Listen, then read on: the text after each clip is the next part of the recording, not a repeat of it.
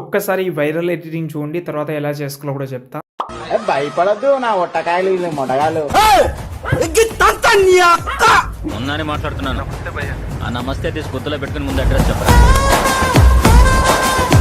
చూస్తున్నారు కదా, మొత్తం వీడియో అయితే చాలా అమేజింగ్ అయితే ఉంటుంది. ఇప్పుడు ఈజీగా ఎలా చేసుకోవాలో చెప్తాను, వీడియో లాస్ట్ వరకు అయితే చూడండి.